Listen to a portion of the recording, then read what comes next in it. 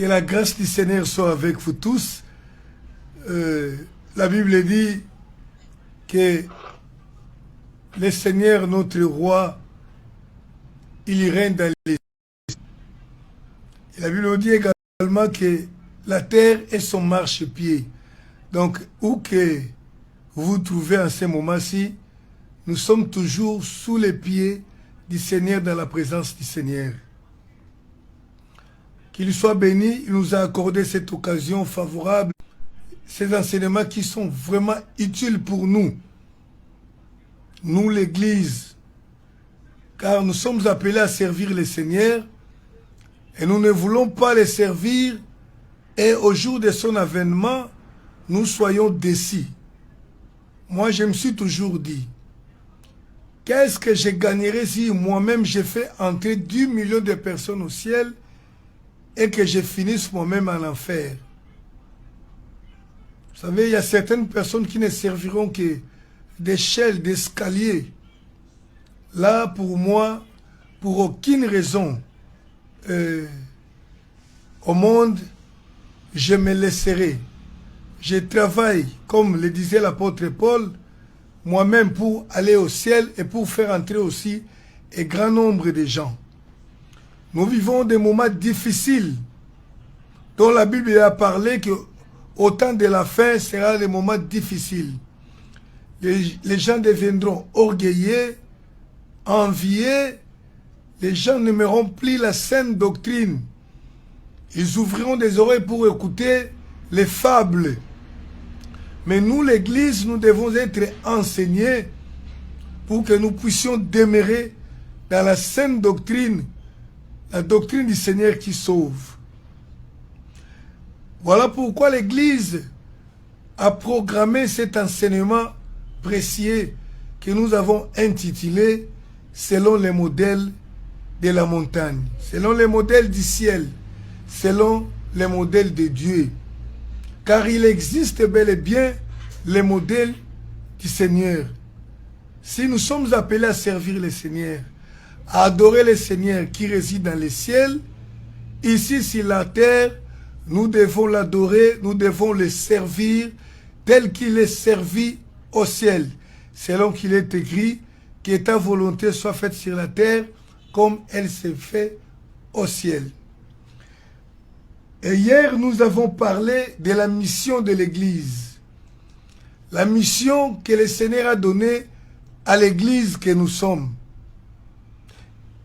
Et je disais que il ne faut pas laisser le temps, il ne faut pas perdre notre temps inutilement de parler de la vision comme s'il y en avait plusieurs. Si la vision existe, il n'y en a qu'une seule, Christ a vu. Il a vu que le temps court, il faut absolument annoncer l'évangile pour sauver les âmes.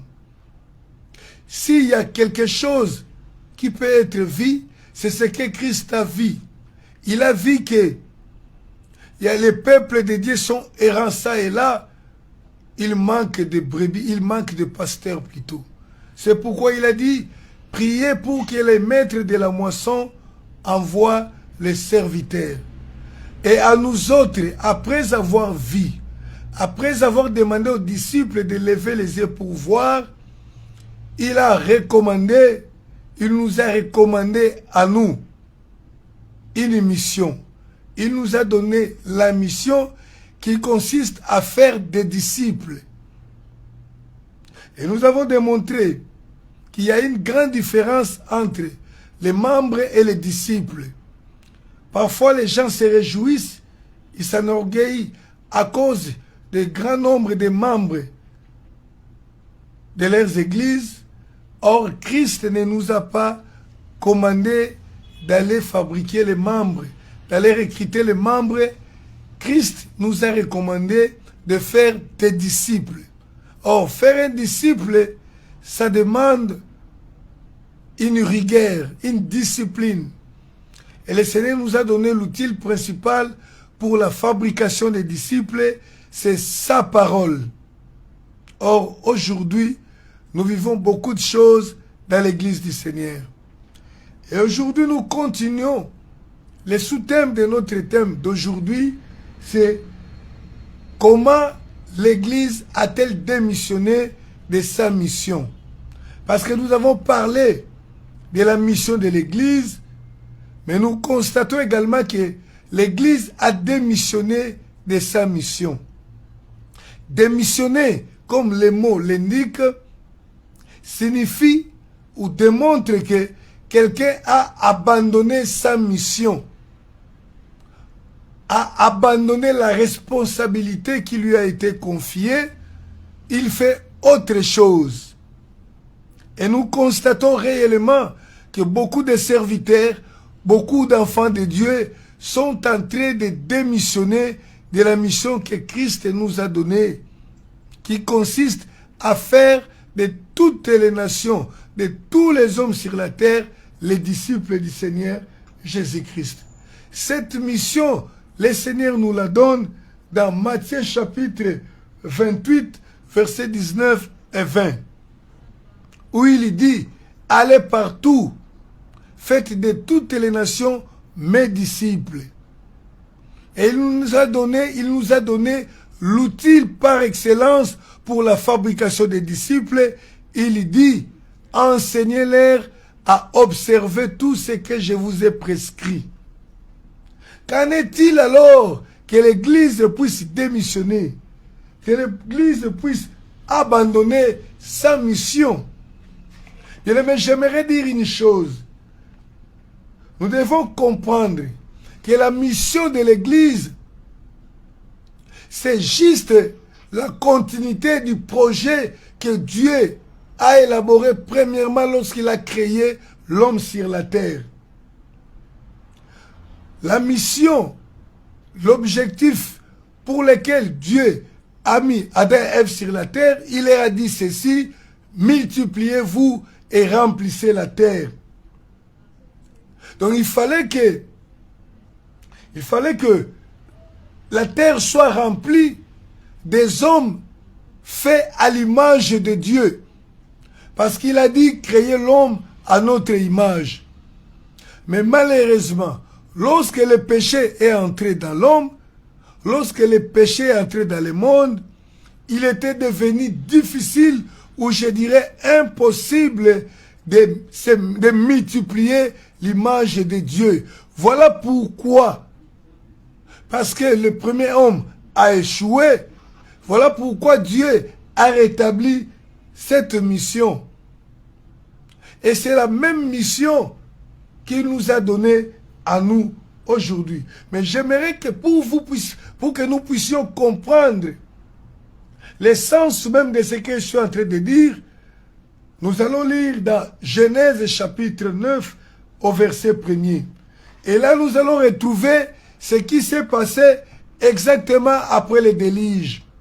Parce que lorsque Dieu a constaté que l'homme qu'il avait créé était devenu pécheur, méchant, et que l'image de Dieu ne se multipliait plus, c'était la multiplication du mal, il a plu à Dieu. Dieu s'est décidé de détruire tous les hommes. Et comme il avait trouvé que une poignée de justes dans la famille de Noé, il les a préservés. Après le déluge, Dieu donna la même mission qu'il avait donnée à Adam, à Noé. Genèse chapitre 9, verset 1er. Je lis au nom du Seigneur Jésus-Christ. Dieu bénit Noé et ses fils et leur dit, soyez féconds, multipliez et remplissez la terre. Alléluia. Donc, après le déluge, le Seigneur vient, il renouvelle cette mission. Le projet de Dieu ne peut pas souffrir d'abandon. Parce que la Bible dit que Dieu est parfait, ses voies sont parfaites, son œuvre est parfaite. Il commence une œuvre, il doit l'achever. Il dit à Noé, multipliez-vous, remplissez la terre. Bien aimé, je vais vous dire une chose. l'histoire du monde se répète comme au temps de Noé. Et d'ailleurs, le Seigneur a pris l'exemple du temps de Noé pour nous parler de ce qui se passera au temps de la fin. Mais je vous dis que ce n'est pas seulement à propos de l'enlèvement, mais il s'agit également à propos de la démission de l'Église, de la démission ou de la désobéissance à l'ordre du Seigneur. Voilà, le Seigneur ordonne à Noé et à sa postérité de remplir la terre, d'aller partout, de se multiplier et de remplir la terre. Et là, mais si nous lisons la Bible, nous voyons que quelque temps après, l'esprit de rébellion est entré dans l'homme. Là, nous sommes arrivés dans le livre de Genèse au chapitre 11. Chapitre 11, à partir du verset 1er jusqu'au 4e verset. Je vais lire au nom du Seigneur Jésus-Christ. Genèse chapitre 11, verset 1 à 4. Je lis. Toute la terre avait une seule langue et les mêmes mots. Comme ils étaient partis de l'Orient, ils se trouvèrent une plaine au pays de Shinéar et ils y habitèrent. Ils se dirent l'un à l'autre, allons, faisons des briques et cuisons-les au feu. Et la brique leur servit de pierre et le bitume leur servit de ciment. Ils se dirent encore, allons, bâtissons-nous une tour, une ville dont le sommet touche au ciel, et faisons-nous un nom afin que nous ne soyons pas dispersés sur la face de la terre. Alléluia. Je pense que vous avez bien suivi la lecture du texte de Genèse chapitre 11 à partir du verset 1er jusqu'au 4e. Au chapitre 9, nous venons de voir que le Seigneur a donné l'ordre à l'homme de se multiplier, de se disperser et de remplir la terre. Mais nous sommes arrivés au chapitre 11. La Bible dit que les gens avaient commencé à se multiplier. Mais à ce moment-là, tous n'étaient qu'une seule langue. Ils n'utilisaient que les mêmes mots. Ils arrivèrent dans une plaine. Vous savez, quand vous parcourez, vous voyagez sur la route, sur la terre, bien sûr, vous allez vous retrouver devant une géographie un peu diverse. Vous pouvez vous retrouver dans la vallée, dans la montagne, dans les plateaux, ainsi de suite. Les gens se retrouvèrent sur une plaine. Et là, l'idée leur vint en tête. Ils se dirent, ils trouvèrent que l'endroit était bon.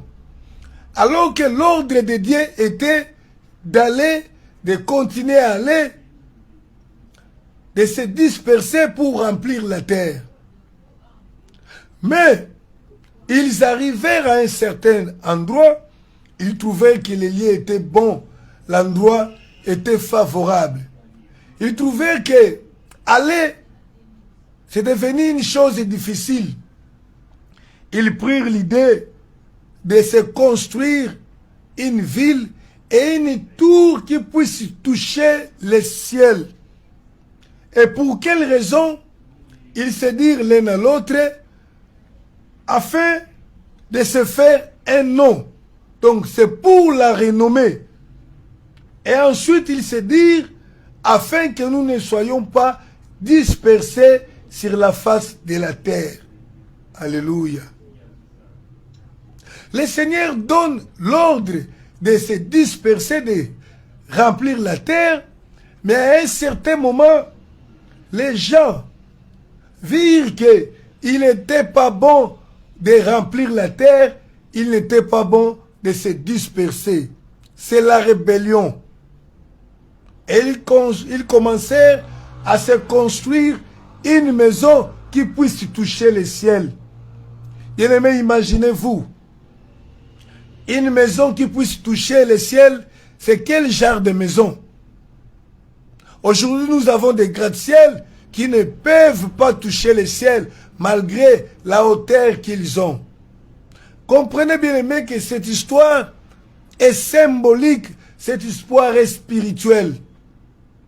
Toucher le ciel, comme nous l'avons dit tout au long de ces séminaires, c'est toucher Dieu. On peut toucher une personne par une bonne action, comme on peut toucher aussi une personne par quelque chose de mauvais. Vous savez, quand vous posez un acte mauvais, quelqu'un peut dire, il m'a touché. Quand vous faites aussi quelque chose de bien, il peut dire, il m'a touché par cet acte-là. Mais ces gens-là provoquèrent Dieu. Ils se décidèrent de les toucher.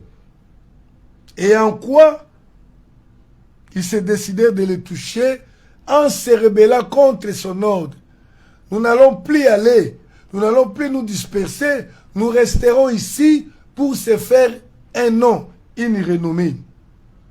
Bien-aimés, comme les choses se sont passées au temps de Noé, comme le Seigneur l'a dit, au temps de la fin, nous vivons toujours les mêmes événements de ce temps-là. Alléluia. Ici, les gens se rebellent, ils ne veulent pas aller. Bien-aimés, remarquez bien, considère bien ces passages de l'Écriture que nous venons de lire. La mission que Dieu a donnée aux descendants de Noé, à Noé, c'est la même mission que Jésus nous a donnée à l'Église. Le Seigneur nous a donné d'aller, de remplir le monde de ses disciples. Donc, le souhait, la volonté du Seigneur est que tout ce monde soit rempli de ses disciples. Et pour y parvenir, il faut aller. La mission de l'Église a deux dimensions. Il y a la dimension verticale et la dimension horizontale. La dimension verticale consiste à mettre la connexion entre l'homme et Dieu, de haut en bas, et la direction horizontale consiste à aller de gauche à droite, à aller afin que partout où se trouvent les hommes sur la terre, qu'il se trouve également des disciples du Seigneur. Mais ces gens ont préféré se rebeller à Dieu. Ils ont préféré se rebeller, ils se disent, nous avons trouvé que ici c'était bon. Bien-aimés, c'est de la même façon que l'Église s'est rebellée aujourd'hui contre la volonté, contre la recommandation du Seigneur Jésus-Christ d'aller et de faire les disciples. Et pourquoi ces hommes s'étaient rebellés? Parce qu'ils s'étaient retrouvés sur une plaine. Aujourd'hui, l'Église, lorsqu'il se trouve dans un lieu où il y a la tranquillité, où il y a la prospérité matérielle, financière, les gens oublient. Et les gens commencent à imaginer autre chose. Alléluia. Parce que l'Église doit être mobile. Voyez pourquoi le Seigneur a fait construire à Moïse le tabernacle. C'était une maison mobile. Même lorsqu'il s'était arrivé sur la terre promise, Dieu n'a pas voulu qu'on construise des temples, des très grandes maisons, parce qu'il savait qu'il y a un symbolisme dans la mobilité, dans ce qui doit être mobile, les tabernacles. Mais les hommes ont cherché à construire les temples. Ce n'était pas l'ordre de Dieu, bien que Dieu avait accordé. Bien aimé, aujourd'hui, je vais vous dire encore une chose. Parce que la Bible nous dit ceci. Le mystère de l'Église est comparable au mariage, ou je dirais que le mariage est comparable au mystère de l'Église et Christ. Ça, je vous dis, bien aimé, lorsque un frère et une sœur veulent se marier, vous devez comprendre que vous avez pour la mission première que de faire de vos enfants les disciples du Seigneur. Donc vous allez remplir votre famille des disciples du Seigneur Jésus-Christ. Et maintenant, vous qui ne voulez pas vous marier avec des frères chrétiens, vous qui voulez vous marier avec le musulman, quelle éducation, comment allez-vous faire de vos enfants des disciples? La première responsabilité que nous avons ici sur la terre, c'est de faire de nos enfants les disciples du Seigneur. Mais si vous êtes dans un couple, je peux appeler ça mixte, je ne sais pas, couple païen et chrétien, sache que tu te rends la tâche difficile. Parce que la Bible dit, le mariage est un mystère. Et ce mystère est compris par rapport à la relation du Christ et de l'Église. Or, Christ nous envoie comme l'Église d'aller multiplier, remplir le monde des chrétiens. Alléluia. Mais bien aimés, nous sommes en train de parler sur la démission de l'Église. La démission, comme je le disais, c'est abandonner la mission, se retirer de la mission. Comment l'Église est-elle arrivée à abandonner sa mission? Bien aimé, c'est simple au regard de ce que nous venons de lire ou de voir ici. Lorsque l'Église a commencé à bâtir des cathédrales, de très grandes maisons, comme lieu de culte, c'est en ce moment-là que les gens ont oublié cet aspect aller. L'option horizontale de la mission. Vous voyez ces gens qui avaient décidé de bâtir une très grande maison. Et c'est en ce moment-là qu'ils se disent, afin que nous ne soyons pas dispersés. Bien aimé, ça fait un bon moment, depuis plus de 20 ans que je suis, je dirais, j'observe les systèmes religieux ou bien les systèmes des églises. Et j'ai compris une chose. Imaginez une église qui a commencé dans la pauvreté, dans la misère, sous les bâches, et ainsi de suite. Ils arrivent à acheter une grande parcelle. Dès qu'ils construisent une très grande maison, la maison est embellie, les problèmes commencent à arriver dans l'église. Maintenant, les frères ne seront plus prêts à aller. Comment dois-je aller au village? Comment dois-je aller dans les brousses pour aller annoncer et les laisser dans cette maison? Une grande maison climatisée, bien construite. Et il reste prêcher ici et moi je dois aller prêcher ailleurs. Ça devient un problème. Les frères commencent à refuser à aller. Et un pasteur qui se retrouve déjà dans une maison, dans une cathédrale, il n'a plus envie plutôt d'aller en brousse. Parce qu'il y trouve le confort. Voilà comment les gens ont commencé à abandonner la mission de l'église. Il trouve son confort. Comment doit-il abandonner le confort? Et qu'est-ce qui arrive? La confusion qui était entrée autour de Babel, c'est la même confusion qui est entrée dans l'église. Les frères commencent à se battre, à se quereller, parce qu'ils commencent maintenant à chercher comment devenir le pasteur de cette grande maison, de cette grande église. Comment devenir quelqu'un? Les querelles commencent. Chacun cherchera à devenir prédicateur dans l'église. On se bat, on s'attend avec des versets bibliques pour qu'un jour, on me donne aussi à prêcher, pour que les gens sentent que moi aussi je sais prêcher. L'esprit de la mission s'éloigne de l'église, s'éloigne des frères à cause de l'édifice bâti. Bien aimé, c'est la répétition de l'histoire. Vous n'allez pas me convaincre autrement. Parce que le Seigneur ne nous a pas envoyés d'aller construire des maisons. Les disciples et les apôtres n'ont construit aucune cathédrale.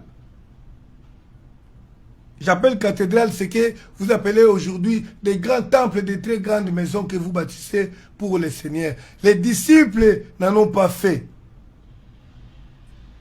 Bien sûr, nous ne disons pas que nous ne pouvons pas prier dans une maison. Mais les genres de maisons que les gens construisent aujourd'hui, avec tous les ornements, avec tout l'embellissement, tout l'argent qui pouvait être utilisé pour la mission horizontale, pour aller, cet argent se trouve juste pour le confort, alors que les âmes meurent de l'autre côté. Alléluia. Excusez-moi. Voilà comment l'Église a commencé la démission. Lorsqu'une église commence à investir comme ça, aujourd'hui nous avons des chaises en plastique, personne ne s'occupe pour envoyer les missionnaires. On dit non, nous voulons maintenant les chaises en fauteuil. Nous voulons maintenant faire ça. On est tenté toujours de rendre la maison plus belle, plus belle, plus belle. Et maintenant chercher qui va aller. C'est ainsi les pasteurs veulent travailler avec un esprit de carriérisme, donc de faire carrière dans une maison. Dans les églises où il y a plusieurs les grandes communautés, prenez un pasteur, envoyez-le de l'autre côté, ça devient un problème. Il cherche là où il fait entrer beaucoup d'argent. Alléluia. Les gens ont refusé d'aller. Moi, je connais quelque chose, c'est pourquoi je suis en train d'enseigner. Nous avons été dans des églises, sous les bâches, locataires, mais les jours où nous avons acheté, où on a commencé à bâtir, c'est à ce moment-là que le pasteur se rend compte qu'il y a un investissement. Il commence à réfléchir à qui laisserai-je cet investissement. De l'autre côté, les frères se battent. Qui deviendra qui après lui? Et c'est la confusion, comme autour de Babel. Chacun commence à parler son langage, chacun commence à voir sa vision, au lieu de voir les âmes qui sont en danger. L'Église a démissionné. Et la Bible dit que ces gens-là ont construit cette grande maison, ils se disent pour faire un nom. Bien aimé, aujourd'hui, il y a des gens qui se battent pour construire, juste pour la renommée, pour qu'on parle d'eux. Ils construisent, ils veulent qu'on dise, c'est nous qui avons la plus grande église de la ville. C'est nous qui avons ça. Et là, vous êtes déjà hors mission, les démissionnaires, qui ne se rendent même pas compte.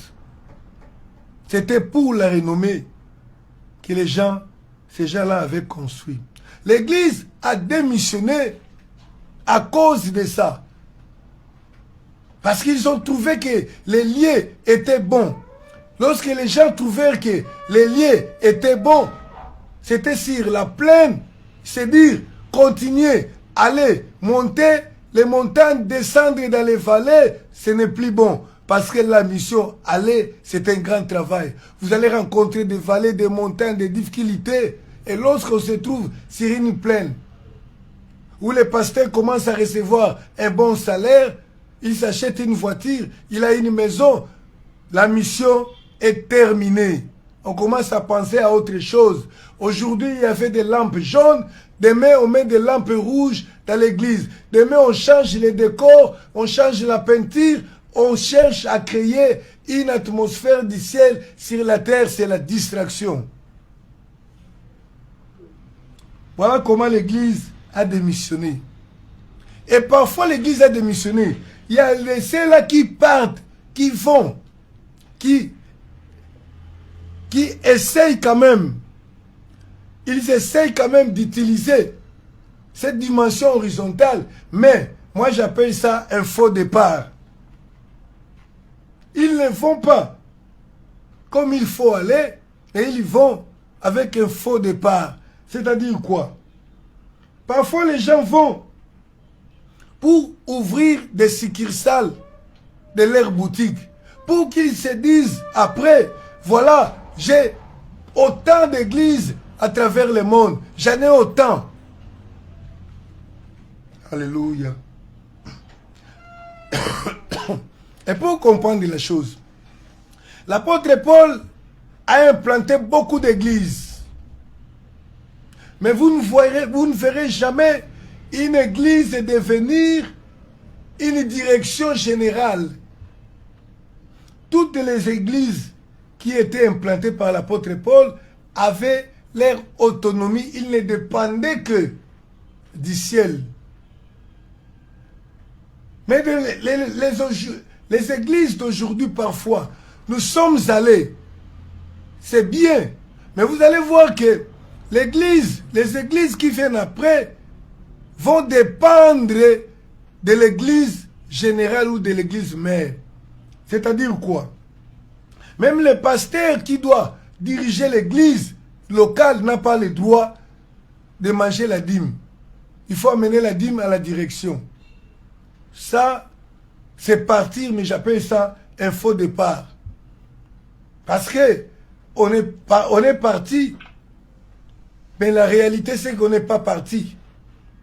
Parce que l'église doit partir, mais nous devons rester avec la relation de contrôle, surtout en matière de la doctrine. Et c'est comme ça que l'apôtre Paul faisait. Cela ne veut pas dire qu'on ne peut pas se soutenir les uns les autres, on peut le faire. Mais il y a des églises aujourd'hui, pour enseigner la parole, c'est la direction qui doit donner les messages à enseigner le dimanche dans les églises, dans ce qu'on appelle les sous-paroisses. On leur envoie déjà la prédication à prêcher aujourd'hui dans les églises. Donc dans d'autres églises là, le Saint-Esprit ne travaille pas. Parfois les gens ne sont jamais partis. S'ils sont partis, peut-être c'est pour de l'argent, peut-être c'est pour leur propre renommée.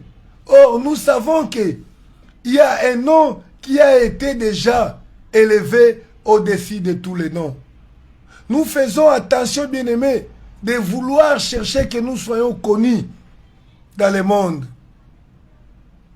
Parce que lorsqu'on cherche la renommée, on fait la concurrence à Christ. La Bible dit, il a reçu les noms au-dessus de tous les noms, dans les cieux comme sur la terre. Donc c'est à lui, c'est son nom qui doit rester. Je ne fais rien pour que je sois connu. Ils ont refusé d'obéir à la mission. Comment? C'est ce que nous sommes en train de partager aujourd'hui. Parfois par le refus de faire des disciples. Par le refus de faire des disciples. Ou bien je ne sais pas, ou par l'oubli de faire les disciples. Parce que la Bible dit, dans Ephésiens 4, je pense 13, 10 ou 13, il a donné aux uns d'être apôtres, à d'autres d'être docteurs, pasteurs, évangélistes, prophètes, en vue de l'édification des saints, en vue de l'œuvre du ministère. Le Seigneur nous a donné. Moi, je vous parle, afin que vous deveniez forts, pour que vous continuiez le ministère. Mais il y a des gens qui refusent de faire des disciples. Ils veulent entretenir les fidèles dans l'église en étant des bébés spirituels. Je me souviens une fois, un de mes amis, que je ne sais plus il est où maintenant, me disait, comment toi, parce qu'à un certain moment, nous avions un endroit où nous allions à prière. Ici, dans cette ville, c'était sur la montagne. Et il dit, pourquoi tu pars avec les gens à la montagne? Il faut que tu partes seul, tu reviens pour prier pour eux, comme ça ils sauront que toi tu existes. Je lui ai dit, ce n'est pas ça. C'est-à-dire quoi? Les pasteurs doivent former les disciples dans tout ce que nous sommes en train de faire. Bien-aimés, donc faire des disciples, ce n'est pas une chose facile, c'est vraiment difficile. Donc c'est faire que quelqu'un devienne comme toi à un certain moment. Mais vous voyez, un pasteur qui se plaît, moi je ne peux pas me plaire lorsque les gens commencent à... Je suis le seul à opérer les miracles dans l'église. Ça, c'est déjà un problème. Parce que la Bible dit, voici les miracles qui accompagneront ceux qui auront cru. À mon nom, ils chasseront les démons.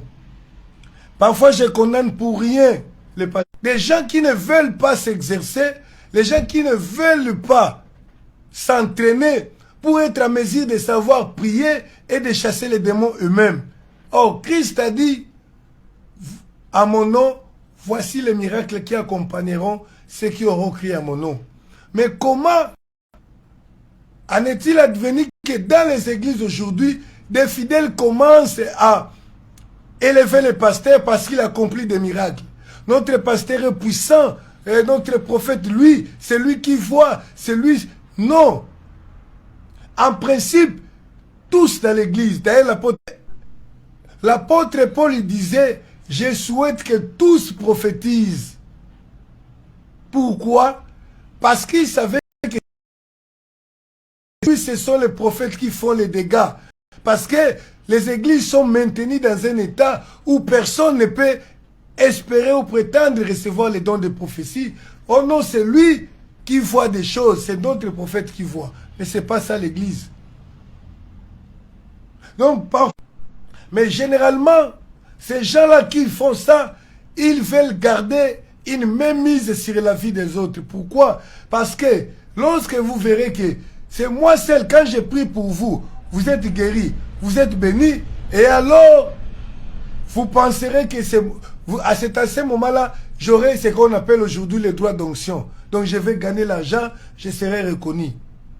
Bien aimé, même ici, vous avez tous les miracles, vous avez tous les dons de faire ceci, cela. Cela ne peut pas vous empêcher de soutenir votre pasteur. Mais parce que les pasteurs sont payés aujourd'hui, je dirais, qu'est-ce que comme main d'œuvre, ceux qui font le coup de main. Parce qu'il a prié, parce qu'on a vu ça, et alors?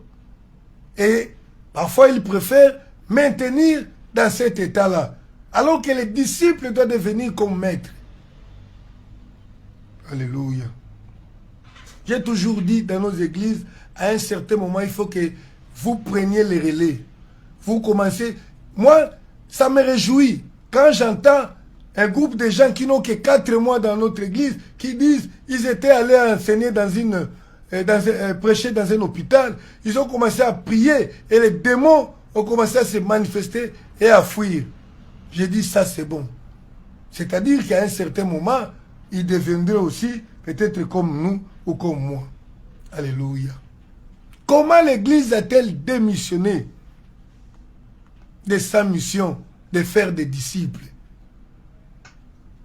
Vous savez, parfois, là, je disais que nous avons réussi cette mission à deux sens. Il y a le sens horizontal et vertical. L'horizontal, c'est aller à gauche, à droite, nord, sud, est, ouest. Mais vertical consiste à former les gens à faire des disciples. Mais comment pouvons-nous faire des disciples dans une église si nous n'utilisons pas? Comment l'église va continuer la mission si nous n'utilisons pas des briques, des pierres, si nous utilisons les briques à la place de la pierre? Alléluia. Là, je reviens encore dans le livre de Genèse 11. Là où nous venons de lire Genèse 11, 1 à 4. La Bible dit que lorsque ces gens avaient décidé de bâtir maintenant une maison, la Bible dit qu'ils fabriquèrent avec la terre, ils fabriquèrent de la brique qu'ils avaient cuit au feu. Voilà. Je vais lire. Allons, faisons des briques et cuisons-les au feu. La brique leur servit de pierre. Amen. et le bitume leur servit de ciment. C'est-à-dire quoi? Ces gens voulaient bâtir une maison, mais avec le matériel qui n'est pas approprié pour la construction d'une maison. Or, pour Dieu, la vraie construction, ça ne se passe pas avec des briques, ça se passe avec les pierres. Les briques, c'est la terre. Ce sont des choses terrestres que l'homme peut faire comme brique, mais ce n'est pas comme pierre, mais ce n'est pas une pierre. La pierre, il n'y a aucune usine dans le monde qui fabrique les pierres. C'est Dieu seul qui fabrique les pierres. Alors que dans l'œuvre de Dieu, dans l'église, nous sommes en train de construire la maison de Dieu, la maison spirituelle, selon 1 Pierre chapitre 2, verset 5. Je vais lire 1 Pierre chapitre 2, verset 5 rapidement. Nous sommes en train de bâtir la maison de Dieu. 1 Pierre 2, 5. Voilà. Je lis. Et vous-même, comme des pierres vivantes, édifiez-vous pour former une maison spirituelle, un saint sacerdoce, afin d'offrir des victimes spirituelles agréables à Dieu par Jésus. Donc ici, on nous parle de la construction de la maison spirituelle, qui est l'église. Et quels sont les éléments utilisés pour la construction de l'église, de la maison de Dieu? Ce sont des pierres. Ce ne sont pas les briques comme les gens de Babylone, de la tour de Babel, ont construit avec la terre. Mais l'œuvre de Dieu se construit avec les matériaux de Dieu, avec la pierre. C'est pourquoi la Bible dit, vous-même édifiez-vous comme des pierres vivantes. Maintenant, qu'est-ce qui se passe qui rend difficile la fabrication des disciples? C'est parfois dans nos églises, nous utilisons les briques à la place des pierres. Les briques, ce sont les matériaux terrestres. La pierre, ça vient de Dieu, celle qui crée ça. Alléluia. Et cela se manifeste comment? Moi, j'appelle la pierre ou bien la brique. La brique peut être forte. Elle peut ressembler comme de la pierre, mais elle n'est pas de la pierre. À un certain moment, à un niveau, elle peut se briser. Alors, ce que nous considérons comme la pierre, c'est quoi? C'est lorsque l'Église utilise les hommes à cause de leur talent, soit à cause de leur influence, à cause de leur argent, ou à cause de leur beauté, à la place de la crainte de Dieu qui doit se trouver dans l'homme. Lorsqu'une église utilise une personne qui ne craint pas Dieu, mais parce qu'il a les talents, ce qui se passe souvent dans nos églises, c'est quoi? Parce que nous aimons la musique. Les Congolais disent que la musique vient du ciel. Donc il faut danser, mais ils ne dansent pas selon les modèles du ciel. Ils y dansent comme les modèles des cabarets, des boîtes de nuit, pour séduire. Et comme nous aimons la musique, vous verrez un pasteur part louer un musicien, un jeune garçon du quartier qui n'est pas converti, mais qui sait jouer la guitare. Parce que vous avez la guitare dans l'église et il vous manque un guitariste. Vous voulez avoir la musique. Vous partez prendre un garçon du coin, il vient jouer à l'église. Vous commencez à le payer. Ce garçon-là ne sera jamais chrétien. Et il va commencer à influencer d'autres personnes. Ça bloque la construction des disciples parce que c'est une pierre, ce n'est pas une pierre plutôt, c'est une brique qui sera assemblée avec une pierre et cet assemblage-là n'est pas souhaitable, ça ne tient pas. Vous savez que beaucoup de gens ont obtenu des postes dans l'église à cause de leur influence. Vous savez, cet homme est influent dans le monde. Comme il est venu dans notre église, qu'il soit le responsable des papas. Et vous lui donnez cette responsabilité, vous le voyez comme naïf, mais comme c'est quelqu'un qui vit dans les péchés, vous allez voir ce que vous allez voir. L'église deviendra l'église des pécheurs, des voleurs, des escrocs. Parce qu'il va transmettre ça, cette faiblesse-là dans l'église. Et les gens utilisent les talents à la place du Saint-Esprit dans l'église. Et comment vous pouvez fabriquer les disciples? Vous voyez, les gens, il faut qu'il y ait des protocoles à l'église. On regarde une jeune fille là, elle est un peu mince là, parce qu'aujourd'hui, la mode, il faut être mince. Alors cette personne-là, elle convient pour être au service des protocoles pour acquérir les gens. Or, c'est une païenne que vous avez engagée en utilisant aussi les méthodes païennes qui n'est pas la méthode de Dieu. Vous allez voir ce qui va arriver dans l'église. Il n'y aura jamais un disciple dans cette église-là.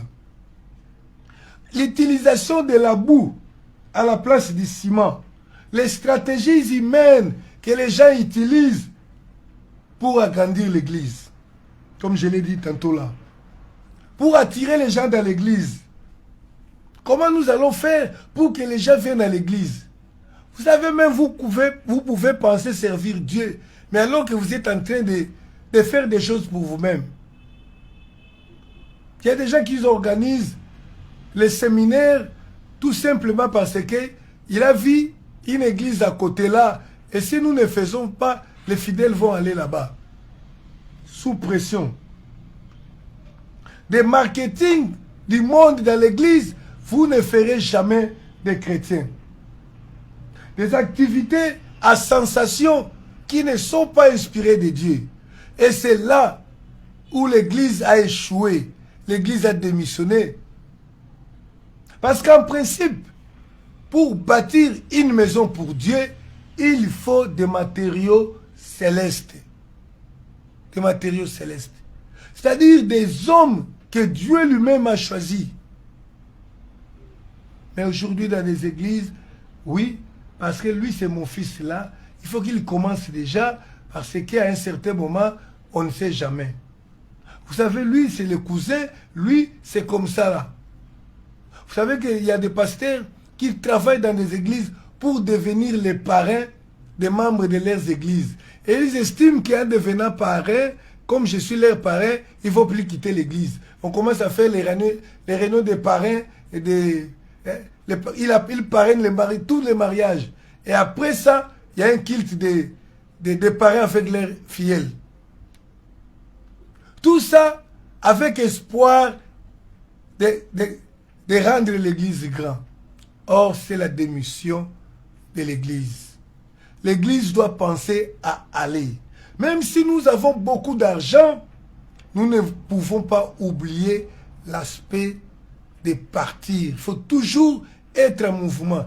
Et cet aller-là, ça commence juste à côté de toi. C'est le voisin qui est à droite de toi, à gauche de toi, devant ou derrière. Il faut commencer. Et même s'il faut aller loin, il faut aller. Mais comme aller n'a jamais été facile, nous préférons ne pas aller parce qu'on se retrouve sur une plaine. Et comme ça ne tient pas, nous avons besoin des gens, on commence à les fabriquer comme on les paye. Pourvu qu'il y a des nombres, il y a des gens. Et ainsi, l'Église a démissionné. Bien aimé, l'histoire se répète. Nous devons faire attention parce que Christ revient bientôt. Et c'est la responsabilité de tous. Je suis une pierre vivante. Tu es une pierre vivante. Et si tu n'es pas vivante, tu sais que tu es encore la brique. Il ne faut pas accepter certaines responsabilités. Quelqu'un qui vient de vivre dans les péchés, il vient à l'église. Parce que il est d'habitude, c'est lui le modérateur. Il sait bien ce qu'il vient de faire. Si je ne le fais pas, alors là, les gens vont comprendre que moi, je suis comme ça. Alors, que faire? Il part au coin là. Des gens pareils. on fait autre chose. Lui, il est en train toujours de demander pardon. Et il pense que il deviendra une pierre comme ça. Non. Il faut que nous mettions chaque chose à sa place et alors le Seigneur sera content. Voilà, bien-aimés, nous sommes en train d'enseigner sur le modèle de Dieu. C'est possible de bâtir une église sur la terre avec les matériaux célestes. Parce que l'église est céleste. Elle est spirituelle céleste avec des matériaux célestes. Avec la pierre. Si du moins nous travaillons avec abnégation sans intérêt. Voilà le message que le Seigneur nous a donné pour partager avec vous aujourd'hui. Et notre séminaire continue. Mais pour aujourd'hui, nous nous arrêtons ici. Soyez bénis au nom du Seigneur Jésus-Christ. Je vais prier. Seigneur, nous savons que tu es capable de faire de nous ce que tu veux. C'est pourquoi tu nous as appelés. Tous ceux qui m'ont écouté, ce sont les disciples que tu as choisis. Et je sais qu'ils deviendront des multiplicateurs car tu les as préparés. Fais que cette parole, mon Dieu, soit une parole de bénédiction, comme pour moi, comme pour tous ceux qui écouteront ou tous ceux qui l'ont écouté en ce moment-ci. Que ça ne soit pas une parole de condamnation, que nous soyons une église faite selon ton modèle. Et tu seras glorifié. Sois béni, bénis tout le monde, bénis tes serviteurs. Ainsi nous avons prié dans le nom de Jésus et nous disons tous